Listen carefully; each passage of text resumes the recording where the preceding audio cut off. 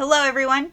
So today I'm going to be answering the question about English Bible translations and which ones are the best ones to use. This is a question that I have been receiving a lot lately, and while some of the knowledge from this video comes from my own experience in Bible translation, I will of course put resources in the description box. Again, please feel free to do your own research, because please remember, no one is the fount of all knowledge. We're not always right, and you should not blindly accept what anyone says about these topics. So again, today we're going to be talking about what English Bible should I use? Because most of us are English speakers, at least who are watching this video, and we may not know the original languages, and this may be the primary Bible that many of us use. Let's begin by discussing the original languages that the Bible is written in. So, Old Testament, primarily written in Hebrew. New Testament, primarily written in Greek. And then we have some smatterings of Aramaic throughout, primarily in books like Daniel.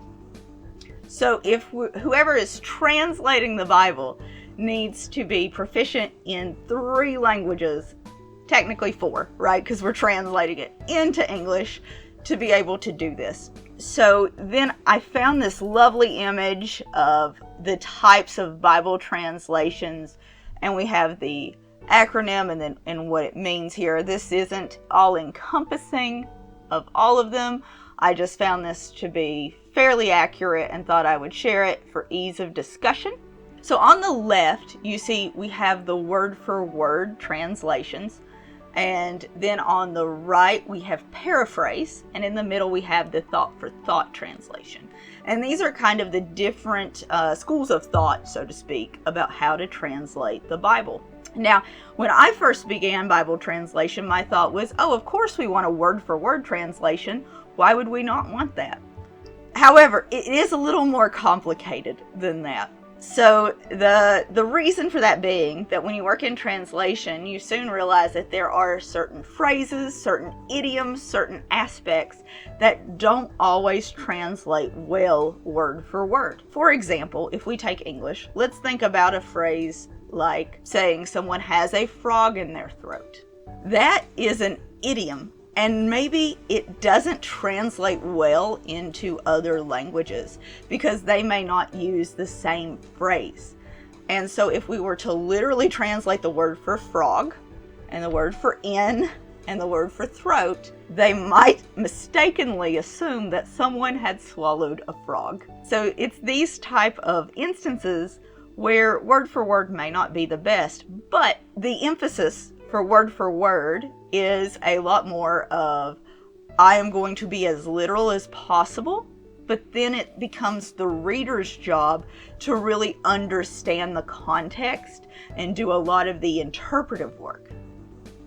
Now, as we move along, thought for thought is a little bit more of, I'm going to take an idea, I'm going to convey that idea into this new language. In our case, the new language is English, as well as I can, but I'm not going to be rigid about it, because most people aren't going to go and look up and see that frog in your throat is an idiom. They're just going to be confused. So the thought for thought ones do a little bit more of the interpretive work for their audience in saying, oh, what they mean is, their voice is hoarse or something like that. And so it's going to choose that type of translation instead of frog in your throat. And then we have the paraphrase. Now, I do want to be careful about this because sometimes people will use translation and paraphrase as opposites.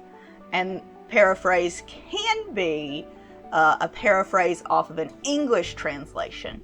However, here you see the Bible that is the most on the paraphrase is the Message. The Message is actually a translation from the original languages. So the paraphrase is doing a lot of interpretive work for you. It is deciding, it's making very real decisions on what the text meant, and then providing it for you, the reader. So in this, I would say that there's not a which version is the best, it's what are you using it for. So for example, if I am doing something more academic and I want a more literal or wooden type of translation, I might do something like the NASB, which is the New American Standard Bible, or I might do something like the NRSV UE, which is the New Revised Standard Version Updated Edition. They're a little bit more literal. You can kind of see the thought process or the literal translation as to what is going on. And because I do work in the original languages, this is it may be a little bit easier for me to do that. However, when I am teaching a non-academic audience, when I am looking at having a discussion with most people in churches, I go for something a lot closer to the NIV, which is the New International Version, or even perhaps the NLT, which is the New Living Translation. And I work in that aspect for them because they don't necessarily need the wooden translation. They don't need to see what word is literally being used. They just need a good translation that has been thought out well and considered. And so, honestly, anytime that someone says, what English translation should I use? It really depends on what your purpose is with it, and also kind of how much work you want to do. Because, like I said, I use the NRSV UE and I use the NIV, but I don't usually use them for the same thing. The same with if I were to use the NASB or the NLT. As you can see, they're pretty far spread apart. So my intention with them is to decide the purpose and perhaps even my audience, because the NASB, where it's so literal and so wooden, can be very difficult for people to read. So that's why if I'm in a more stereotypical church environment, the NASB is not my first choice. All that being said, I do think that there are Bibles with problematic features. Now, this does not mean I'm saying don't use these Bibles. These are more mainstream translations. There are other translations that are less mainstream, like the Passion, that also has problematic features. And I will explain all of these, so please hear me out before you just decide that you don't like what I'm saying. So the first is the KJV or the King James Version, and shortly after goes along with it is the New King James Version, and which I know we have a lot of churches that are still KJV only, but I'm going to talk about it. I'm going to explain why they have some problematic features. And again, I'm not saying don't use these Bibles. I'm saying that in general, it's better to use more than one translation because every translation has some form of ideology behind it. And so this way you can get a broader picture of what the original text is saying if you do not read Hebrew or Greek or Aramaic. The next one kind of makes me sad because I used this one for a long time myself, and it's the ESV, the English Standard Version. I think it's very beautiful at times. It does a great job in certain aspects with poetry, but it has a couple of problematic features that I'll discuss in a little bit. And the last is the Message. The same thing. There's good. I'm so happy if people want to use it, but I just don't think this should be anyone's primary Bible. Personally, I don't think that. So let's begin with the King James Version and the New King James Version. So I've created, with the help of AI, this lovely little line of how kind of translation works. And this is a very simplified line. It is actually a bit more complicated. I'm happy to go into that if anyone is interested. But for right now, let's imagine that I am writing a document. And then I give it to John. And John hand copies my document before he gives it to Sarah, who hand copies that document and then gives it to Mike, and then who gives it to Lucy, and then Carlos. So each person in this line is hand copying the letter, right?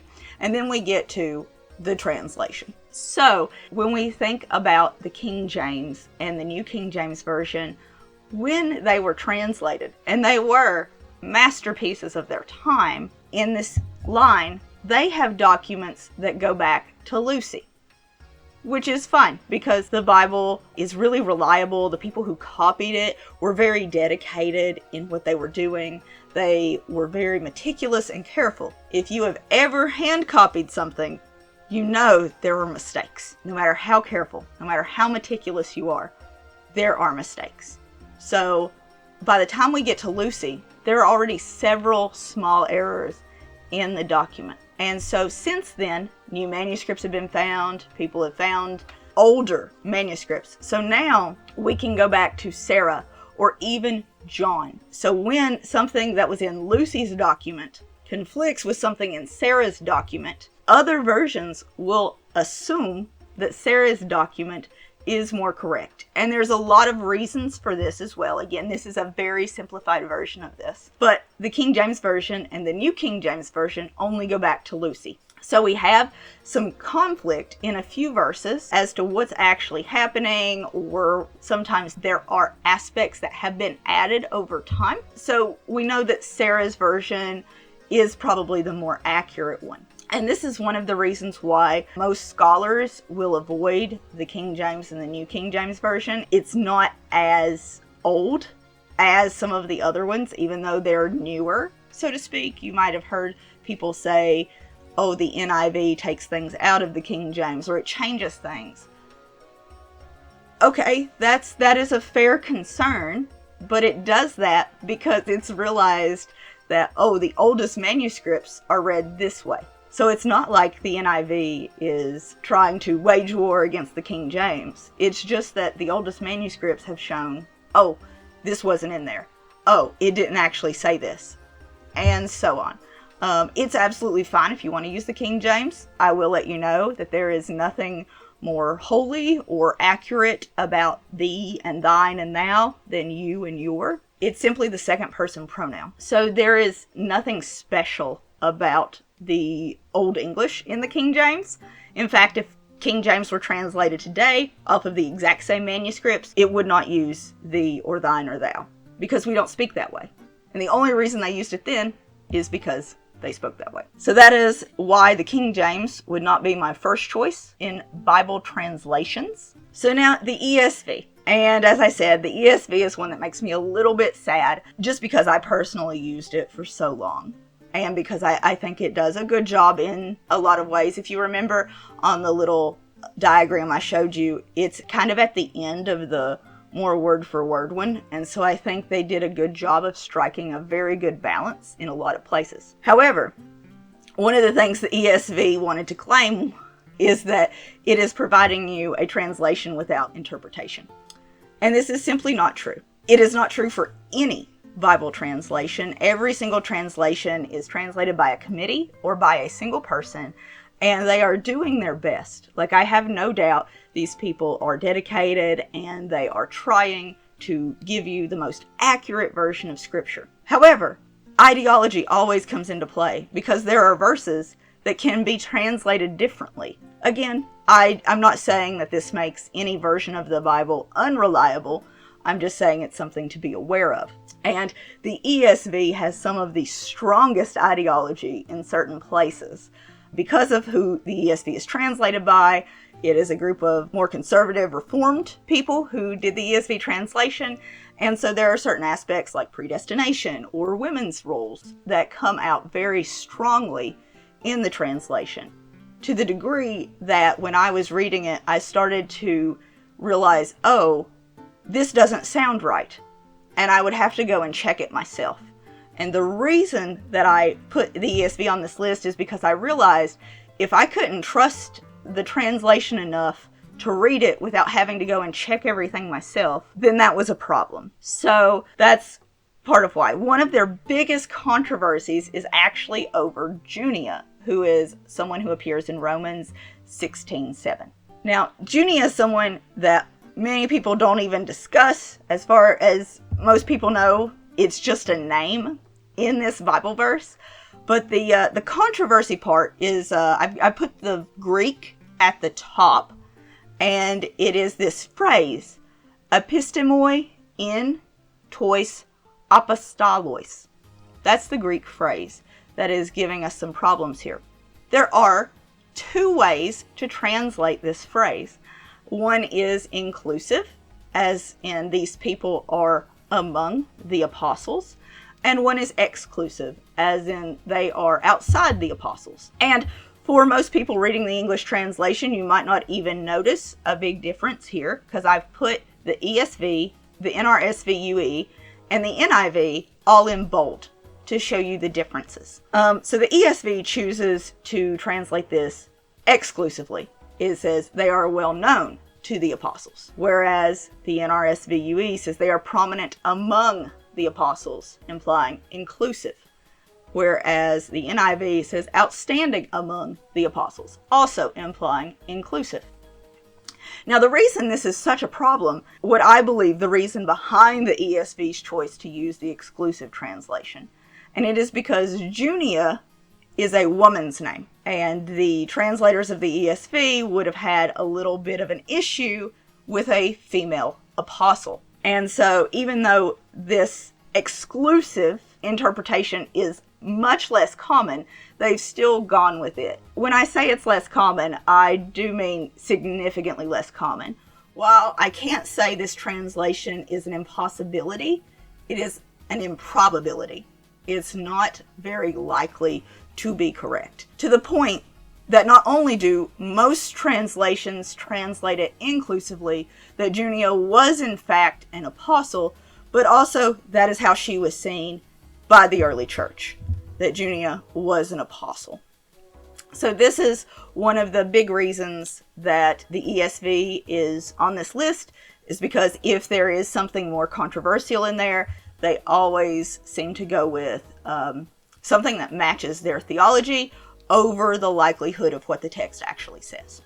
Again, ESV is great in some places, it's really beautiful, but this is a known problem with it and something to consider when you're reading the ESV. To a degree that in conversations that I've had with people, sometimes they will mention something from the Bible and I'll think it's a bit odd and I'll ask if they're using the ESV, because that's how noticeable the problem is. And the last one that I have on here is the Message. The real problem that I see with the Message is just that it's doing so much interpretation work for you. So I've compared the NIV, which is already, right, we've discussed, it's more of a thought-for-thought translation versus something more literal. But I have the NIV's, the Lord's Prayer from Matthew 6, and the Message. So the NIV, probably something you're pretty familiar with. Our Father in heaven, hallowed be your name. Your kingdom come, your will be done, on earth as it is in heaven. Give us today our daily bread, and forgive us our debts, as we also have forgiven our debtors. And lead us not into temptation, but deliver us from the evil one. And then on the right I have the Message, and the Message doesn't really have verses. It usually gives you the range of verses, and it puts the text in there. So the Message for the same passage is, Our Father in heaven, reveal who you are. Set the world right. Do what's best. As above, so below. Keep us alive with 3 square meals. Keep us forgiven with you and forgiving others. Keep us safe from ourselves and the devil. You're in charge. You can do anything you want. You're a blazing beauty. Yes, yes, yes. So you can see there's quite a bit of difference in the two translations. The NIV is closer to the real text, and the Message is closer to a real interpretation. So again, it's not a bad translation to use, but it is good to be aware that the Message was translated by one person, Eugene Peterson, and again, I believe he was doing his best to be faithful to the text, but also make something very easy for us to read and understand, and so it's fine to use. Just be aware that there's quite a gap between the actual language of the text and what the Message is presenting. Now, despite all of this that I've said, one of my friends made a comment that I think is probably the most accurate in answering the question of which English Bible translation should we use. And that answer is the one you will read, right? Because the most important thing is finding a translation that you can read and understand. While I recommend reading different translations, seeing how they do stuff, honestly, all of the mainstream English translations have studied hard and they have tried to be very faithful to the text. And we know that the text hasn't changed very much over the course of history, because when we compare the newer manuscripts to the older ones, we see a consistent pattern. Ultimately, it's whichever one you want to read. But I hope that this video has given you a little bit of clarity on why there are different translations and kind of the choices behind the way that they translate the way they do. Thank you guys so much.